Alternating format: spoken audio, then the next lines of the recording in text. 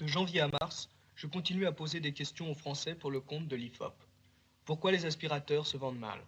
Est-ce que vous aimez le fromage en tube? Est-ce que vous lisez beaucoup? Un cadre, qu'est-ce que c'est? La poésie, ça vous intéresse? Et les sports d'hiver? Que pensez-vous des robes courtes? Quand vous voyez un accident, qu'est-ce que vous faites? Si votre fiancé vous plaquait pour un noir, est-ce que ça vous serait égal? Vous savez qu'il y a la famine aux Indes?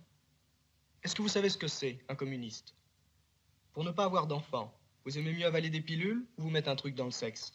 Où habitez-vous? Vous gagnez combien par mois? Pourquoi est-ce que les femmes du monde sont plus souvent frigides que les ouvrières? Vous savez qu'il y a la guerre entre les Irakiens et les Kurdes?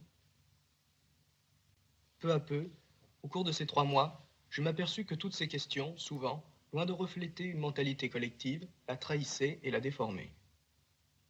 À mon manque d'objectivité, même inconscient, correspondait en effet, la plupart du temps, un inévitable défaut de sincérité chez ceux que j'interrogeais.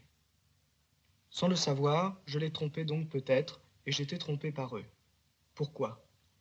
Parce que, sans doute, les enquêtes et les sondages oublient vite leur vraie mission, qui est l'observation du comportement, et partent, à la place, insidieusement, à la recherche d'un jugement de valeur.